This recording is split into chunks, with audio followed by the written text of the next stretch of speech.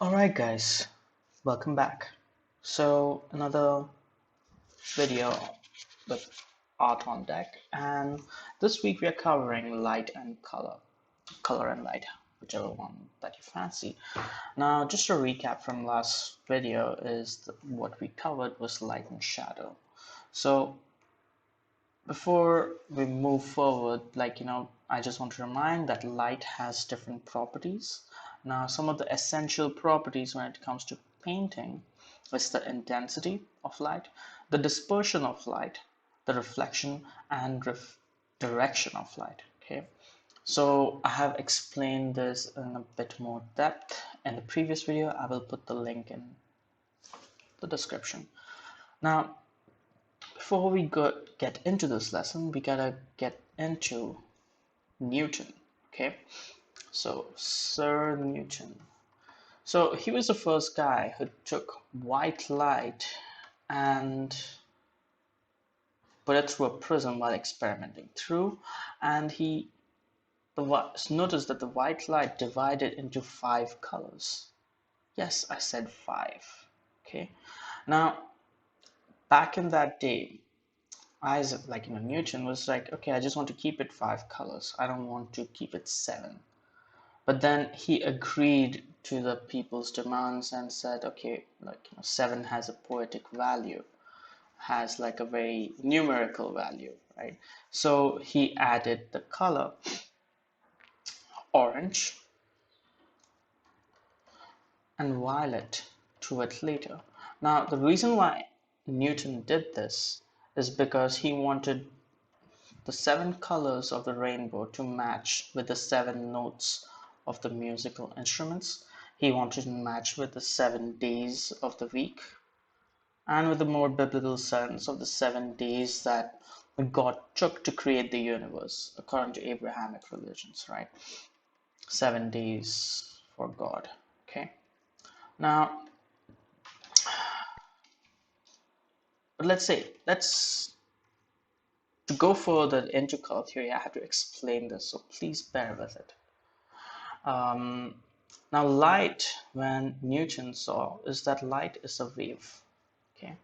Now, this wave, when he put it through a prism, divided into different waves. Okay. So each of this colors spectrum has a different wavelength. Okay. Now, when we observe colors in our day-to-day life, right, we are observing the colors in their waveforms. Okay, what do I mean by this?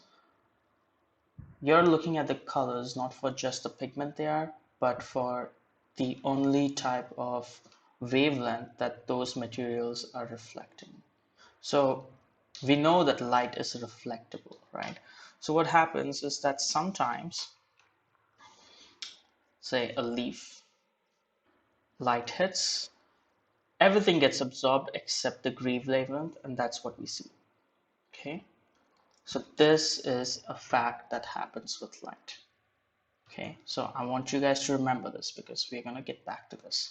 Now, I'm going to dive into more history, and we're going to talk about the history of blue and the history of color as is.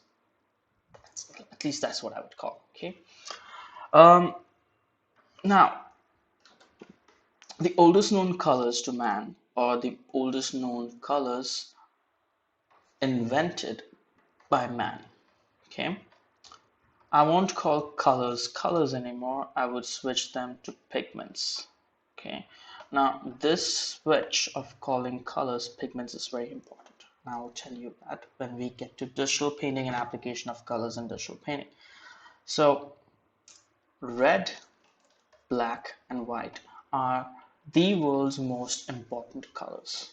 Okay. These colors were the first things, or these pigments were the first colors and pigments that humans were able to create. Red was created through blood, black was created through charcoal that early humans burned their wood, and white was created by powdered bones of animals.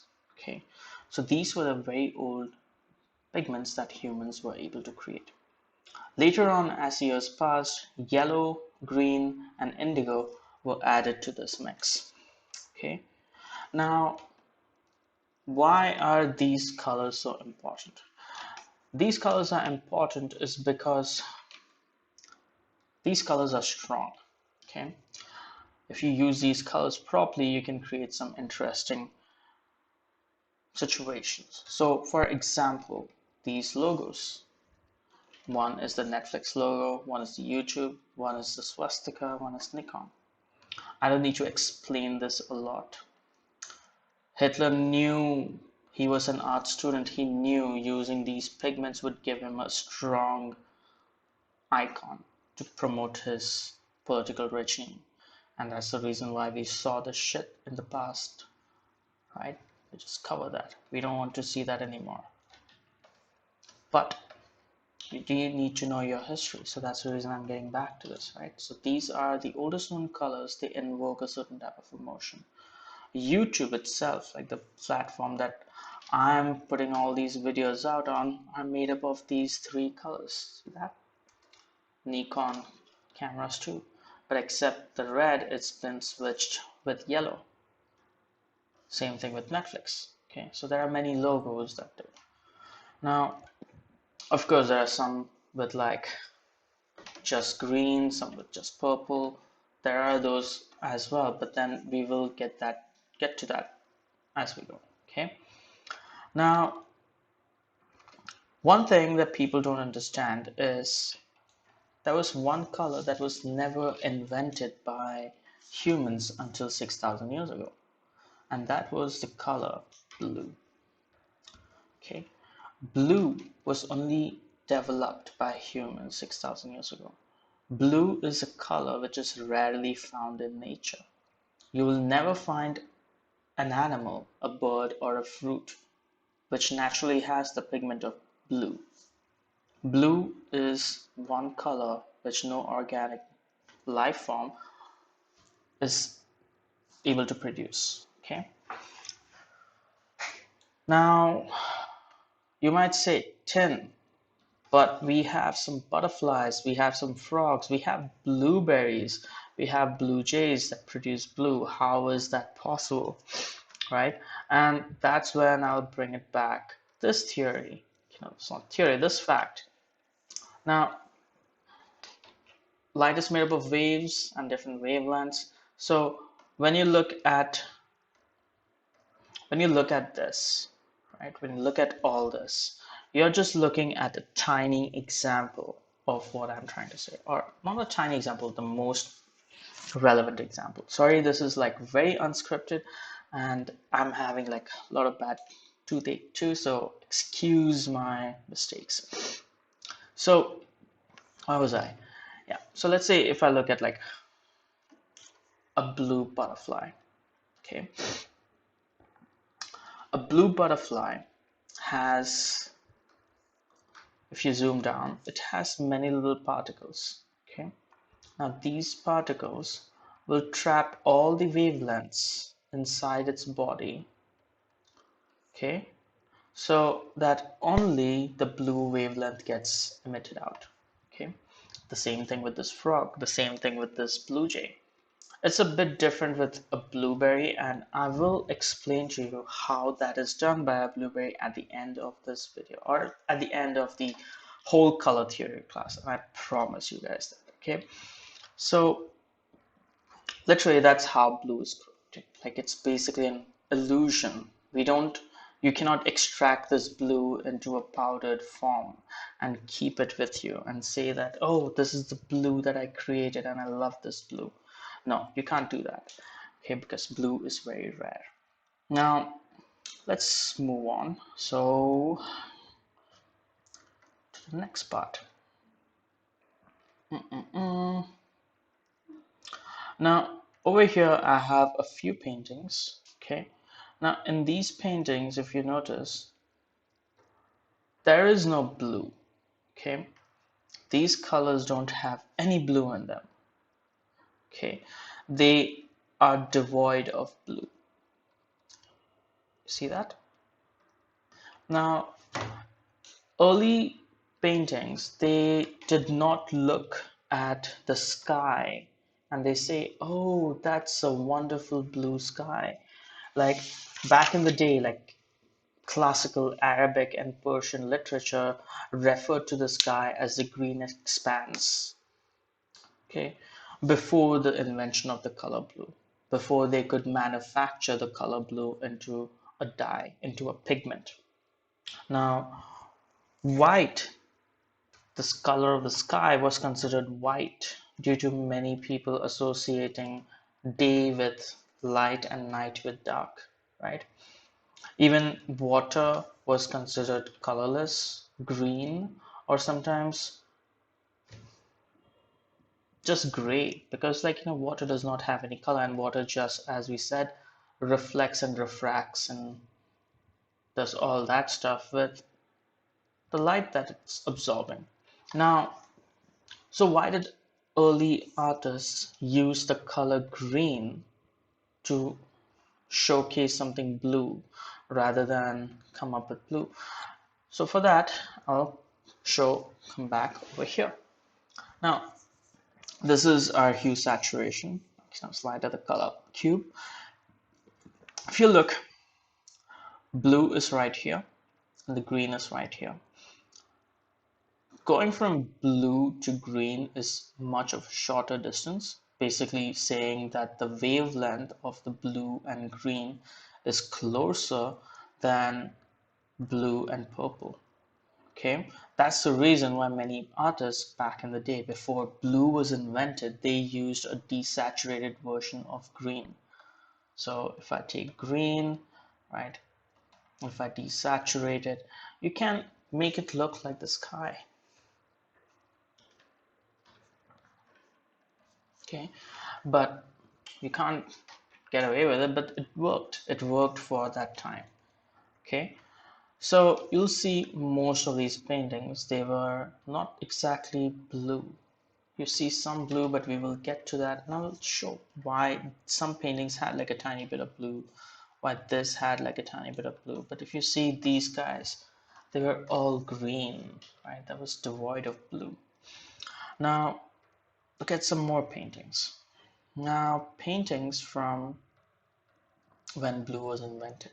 Okay, so during the time of Egyptians created a version of blue where they mixed a bit of chemicals and they created their own version of blue, which kind of gave out, like, when you mixed it a lot, it gave out like a very pale kind of an impression, and that faded over time into a nice little gray. We had Persian blue and we had cobalt blue, which was used a lot in Chinese and Indian painting.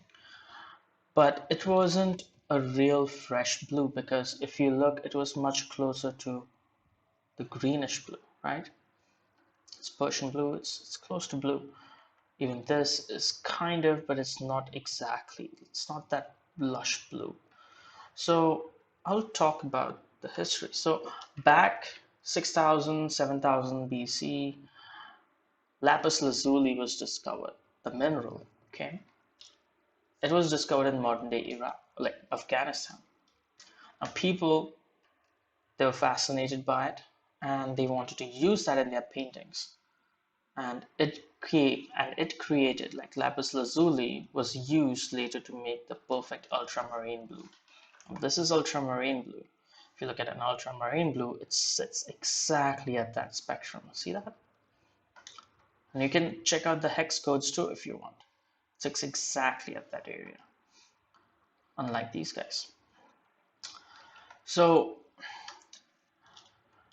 and yeah, I wrote down here, I forgot I did, but you can see that. Okay, so Egyptian used a version of blue which is made with azurite, etc., etc. But blue, because lapis lazuli was so expensive, because if you ground it into a really fine powder, it was very expensive, or it lost its freshness, it became too desaturated. So people only used it for very certain occasions. To paint, for example, the Mother Mary, to paint someone from royalty, or to paint a very subtle area like so. Okay, so blue became a significance in royalty. So let's look at this example. This example is a perfect way where you can see how blue is encapsulated. So you see this blue, right? It's kind of green, and you see the red, you see the yellow, you see a bit more red, and you see that kind of a blue. It's very desaturated. You see again a bit of turquoise, but turquoise again is more towards the bluer range, yeah. And finally we see blue. Okay, now this blue is closer to the blue that was extracted from ultramarine. And even in the composition, the characters are placed such a way that the person wearing this bright blue is given more importance. Okay, whereas all the other colors aren't. Same thing goes for royalty, right? Now, blue was again very expensive, so people mixed it with red to create purple, and that became a norm for a while. Purple being a symbol of royalty. Blue was also used to capture divinity, like the cloak of a Virgin Mary, right? Artists reserved blue just for the cloak of the Virgin Mary. Even in Hinduism, blue was reserved for deities because you could not produce blue until for a long time, and no animal produces blue as well. So they used blue to say that these are divine beings, and thus importance needs to be given. But these things changed when Disback, he was a pigment maker. He was trying to make a pigment like a different version of red, but he accidentally combined, I think it was iron sulfate and potassium with some of his pigments, and he gave birth to Persian blue. And became Prussian blue became the most sought after blue because it was easy to make and artists could use it at a very less cost. So Persian blue became like one of the things that people sought after. So this is the history of blue, and the history of blue gave birth to our modern color wheel. Okay, now just by able to create this blue, we could fill out the whole color wheel. Now that's the reason the blue is one of the most important colors. Okay, so I know this first part of this video was a bit too weird. I'm just talking about this color blue and what is light and what is light made up of and prisms and all that stuff, but trust me, this will all make sense, and by the end of this video, or by the end of the second video, I will show you how to make blue without having any blue in it. Okay, all right, so see you in the next video. All right, so why did I tell all that color history, right? Now, the reason why I said that is because not many people talk about color in that term, because the color blue was very important. We could not create a lot of things without the color blue. The whole color wheel was incomplete because blue was not invented back then, right? So blue has a significance to what I'm going to show you when it comes to color theory. Now, there is, before we get to the next video, basically, I want to tell this is that digital colors are completely different than traditional colors. The way you mix digital colors is quite different, or should be quite different, and you can't mix it the same way as how you mix, let's say, watercolors or gouache or oil paints or acrylic or so. Because I just wanted to put this out that when we paint using digital colors, we are basically seeing little LED dots or pixels on a screen that lights up and it changes color based on an algorithm or a program that a person, the engineer, has put an input. It does not have any pigment, right? So there are certain things that digital color mixing lacks. So the next whole video is just going to be about color mixing and how traditional color mixing is different from digital color mixing and what kind of sliders to use, and we would be going all about that. Now, I know this whole thing seems a bit far-fetched. Now the thing is, I can't teach all of this in one go. I would probably need like 3 or 4 videos to explain all this, but just by knowing the fact that the light has like different wavelengths and we see those wavelengths, or we see color because certain wavelengths are reflected back to our eye, is a big step, right? It's a big thing. We don't need to like think in terms of, oh, we see the pigment because the pigment gives out that color. No. So this is like, in a very scientific term, that's what it is. Now, even over here, you see when I'm painting the sushi, I'm like, the piece of meat or the fish that is on top is kind of gray, but it looks a bit blue next to the, like, with the salmon, right? And I've added like a bit of green to it too. Now that's because that's how early painters would have probably like mixed the colors. And when I'm mixing it, I mix it a certain way, and I don't look at the art, like, the HSB sliders. If you look at my sliders, it's always set to RGB. Okay, now we will go about that in the next video too.